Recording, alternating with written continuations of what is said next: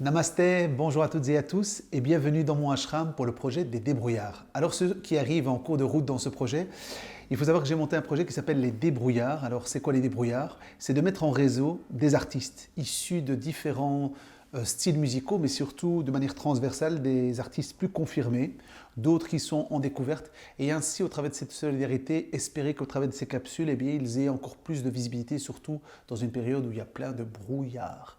Alors on a aussi la chance d'avoir des parrains et des marraines, je les remercie encore à chaque capsule, mais c'est très important, ils sont une quarantaine pour l'instant, et c'est beaucoup à nous soutenir dans ce projet. Alors, tu sais qu'il y a une tradition, c'est de présenter nos invités. Donc d'abord, bienvenue. Et imaginons 2 secondes que tu dois te présenter à nos amis musiciens. Il y a Nfali Kouyaté qui va t'inviter vers l'Afrique subsaharienne via son public, ou Antonio Segura vers l'Espagne, ou Karim Bagheri vers la Syrie. Donc ces gens-là ne te connaissent pas, donc je t'invite à regarder cette caméra et puis te présenter brièvement, quoi. Eh bien voilà, donc je suis Francesco Palmeri, je suis compositeur, musicien, je joue de la guitare essentiellement. Et donc voilà, je suis auteur aussi, je suis né ici à Bruxelles, je suis né de parents méditerranéens, donc ma maman espagnole, mon papa italien d'origine sicilienne. Et donc voilà, tout ça a créé en moi voilà, un point de vue sur la création, la musique. Ce qui fait que j'ai l'impression d'être toujours un petit peu en marge de ce qui se fait et par moments d'être en symbiose aussi, de croiser des chemins voilà, qu'on connaît tous, des influences qu'on connaît tous. Enfin, c'est très intéressant. Mais ça fait combien d'années? Parce qu'on t'a connu aussi, surtout et je t'ai connu grâce au remix que tu as fait d'Anna Maria pour Universal, qui remonte déjà à 20 ans, donc ça fait quand même un bout de temps que tu es dans la musique. C'était en 99. Mais en fait, je suis né dans une famille de musiciens. C'est vrai? Donc ça aide. Du côté de l'Espagne ou de la Sicile? Du côté de la Sicile. Alors plutôt de la tarentelle alors?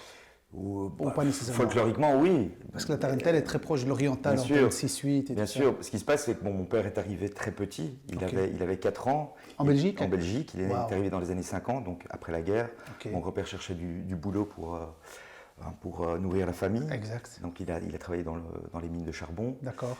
Et donc mon papa a grandi en fait en Belgique, donc son adolescence et sa jeunesse, il a vraiment vécu ici avec les influences musicales et culturelles de la Belgique, du nord de la France, tout le côté anglo-saxon aussi qu'on pouvait donc écouter à la radio. Ouais, j'imagine. Et qui était, je pense, à ce moment-là, assez éloigné de ce qui se faisait en Italie, ou en Sicile. Clairement. Donc, voilà. C'est chouette. Alors, j'essaie de garder à peu près le même canevas de questions pour tous les artistes. Bien évidemment, il n'y a aucune fermeture, si ce n'est au niveau évidemment, je reste le garant des propos qui restent toujours dans le respect de tout ce qu'on défend comme valeur humaine. Alors, je vous ai envoyé au préambule les questions, c'était de donner un coup de cœur. Alors, je ne sais pas si tu as réfléchi un peu à un coup de cœur ou un coup de gueule. On va commencer par le plus mauvais, comme ça on s'en débarrasse. Bon, écoute, le coup de gueule, c'est l'injustice. L'injustice qu'on peut croiser à tous les coins de rue, malheureusement, mais qui fait partie je pense, de la nature humaine. Quelque part, on a tous quelque part une part d'ombre. Okay. Et dans nos sociétés, voilà, l'injustice est omniprésente. Heureusement, il n'y a pas que ça. Non, j'imagine. Sinon, on ne serait pas là. Exactement. Mais voilà, c'est vraiment un éternel coup de gueule, quoi. Okay. L'injustice, je suis vraiment... Sous toutes ses formes, quoi. J'ai vraiment du mal avec l'injustice, quoi. Je comprends. Voilà. Ok. Alors, on a une année un peu sombre et on espère amener beaucoup de lumière dont ce projet au niveau des artistes, c'est aussi de... La culture, j'aime à croire qu'elle est immortelle, peu importe les âges, peu importe les dictatures. Alors ici, ce n'est pas une dictature d'État, il ne faut pas non plus délirer, c'est une dictature de confinement, mais de pandémie qui nous oblige malheureusement à nous isoler, à nous réfréner. Mais moi, je crois très fort à la lumière qui brille dans les ténèbres. Il y a toujours quelque part, quand on creuse un peu, et c'est ce fameux conte indien qui dit il y a le loup de la haine, le loup de la paix, et c'est celui que je vais alimenter. Alors alimente un peu un coup de cœur pour nous donner un peu plus de lumière. C'est quoi ton coup de cœur? Mais déjà, pour rebondir sur ce que tu dis, j'ai quand même l'impression que l'existence est un cycle. Ok. et un cycle comme la Terre tourne autour du Soleil, comme le jour succède à la nuit. Et donc, peu importe les ténèbres que l'on croise sur son chemin, il y a toujours la lumière en fait. Parfois, elle peut mettre du temps à venir. Oui, j'imagine. Mais elle vient. D'accord. C'est comme ça. C'est comme Mais ça. ceci dit, comme ça. tu fais quand même penser à une blague de. Je me dis, c'était Philippe Gueluc qui disait si tu vois une lumière au bout du tunnel, fais gaffe, c'est peut-être un train que tu vas te ramasser dans la tronche. C'est possible. Non, je rigole, mais j'aime beaucoup cette idée de dire ben voilà, au plus mal on a été dans la culture. Certains, je ne sais pas si cet été, tu as réussi, toi, quand même, à te débrouiller un peu artistiquement ou pas. Bon, après, ce que je pourrais dire aussi, c'est que tout ça, ça a cassé une certaine routine. D'accord. Ça a surpris, enfin moi en tout cas ça m'a surpris, je ne peux parler que pour moi, évidemment, ça m'a surpris. Et quand je suis surpris, voilà, je ne suis pas tranquille, je me rends bien compte qu'il y a un... Voilà, et je dois m'activer en fait. Ok, ça voilà. te fait réagir quoi. Ouais. Tu restes pas statique. Voilà. Donc okay. ça c'est très particulier comme émotion parce que ça surgit de l'inconscient, c'est pas quelque chose dont on a conscience en temps normal. Donc ça c'est quand même très intéressant. Et puis bon, oui voilà, moi ça m'a mis en tout cas, j'ai directement embrayé avec, tu sais, on voyait pas mal les artistes faisaient des petites vidéos quotidiennes, donc j'ai un peu embrayé là-dessus parce qu'on s'est retrouvés du jour au lendemain confinés. Tout à fait. Avec un agenda qui tombe. Donc j'ai un studio à la maison, j'ai dit écoute, on va peut-être profiter de ce temps. Ouais, d'en faire une opportunité. Parce que le temps dans notre société, c'est quelque chose qui est tellement rare. Ouais. Enfin, tu vois ce que je veux dire ? Parce qu'on dit le temps c'est de l'argent. Et en fait on se rend compte que non. Je veux dire non. Le temps c'est du temps. On est arrivé à un moment où le temps c'est pas de l'argent. Non. Le temps c'est un espace, c'est un terrain qui justement là me donne cette opportunité de créer déjà, de penser, de réfléchir. Après, il y a des downs aussi, je veux dire, il y a des ups, il y a des downs. Bien évidemment, sinon on n'est pas des humains. Mais voilà, enfin, je ne sais plus trop si j'ai Non, mais c'est très bien. Mais... Ouais, non, c'est vraiment, ce serait très bien. Parce que... si tu me parlais de cet été, si tu as eu l'occasion de jouer quelques fois. J'ai eu quelques dates, je pense que j'ai eu 6 ou 7 dates. Ouais, mais c'est déjà pas mal, parce que autour de moi, j'ai eu la chance de faire des contes dans les parcs, mais j'en connais qui n'ont rien fait. Mais ils sont restés aussi en mode je ne sais pas m'adapter ou comment puis-je adapter ma structure. Et le temps qu'ils décident à faire un autre projet, on était déjà dans le deuxième confinement. Alors, pour parler toujours de culture et de musique, j'ai demandé une expression musicale. Certains, comme Epolo, nous ont présenté un morceau avec la guitare. Toi, tu as défendu un clip. Alors, parle-nous du clip qu'on va voir là maintenant, le titre et pourquoi tu as choisi ce titre-là, quoi. Bon, alors, c'est un titre qui fait partie d'un ensemble de chansons que j'ai composées, écrites il y a, on va dire, ces 4-5 dernières années. Okay.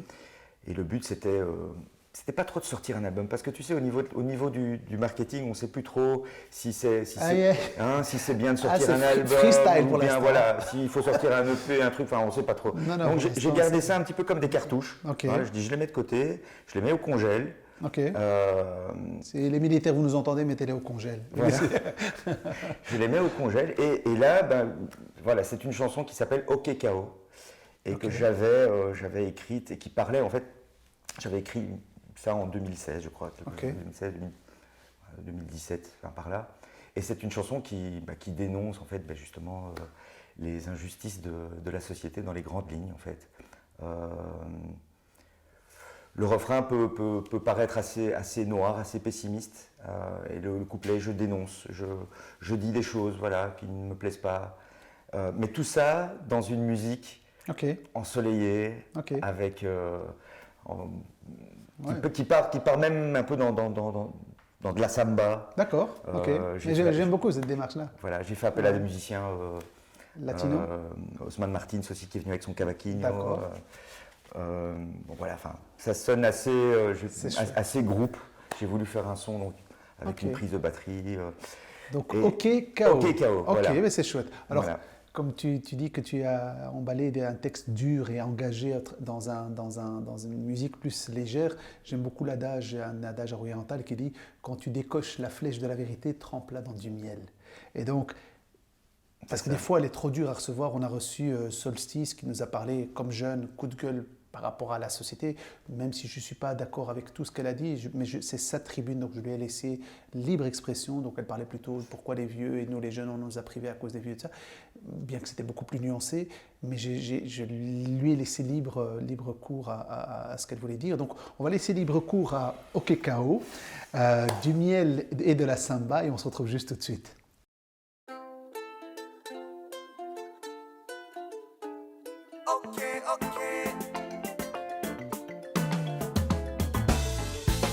On vous prendra vos vivres, on vous prendra vos trop.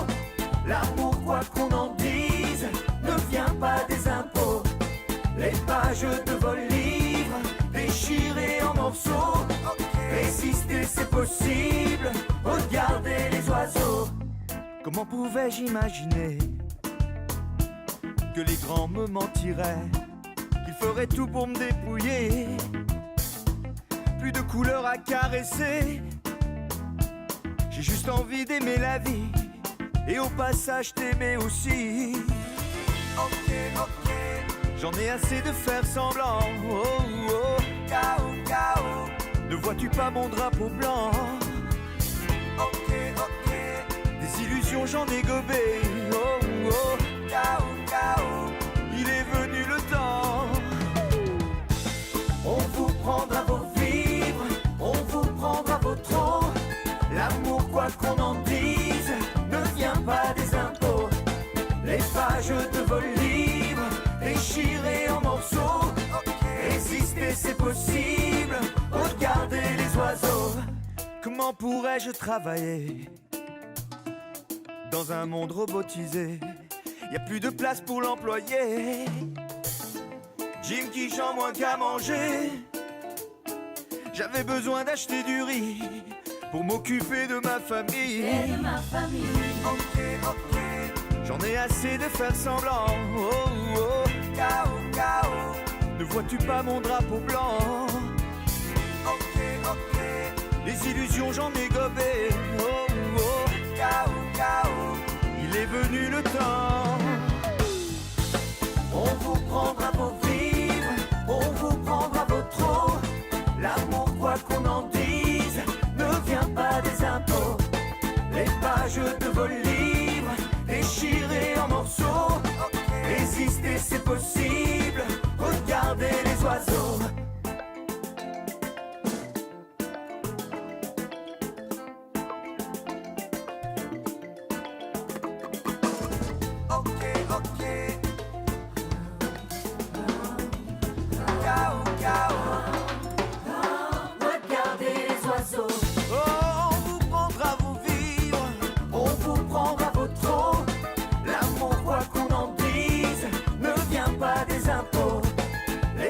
De vos livres, déchirés en morceaux. Résister, c'est possible, regardez les oiseaux. Regardez les oiseaux.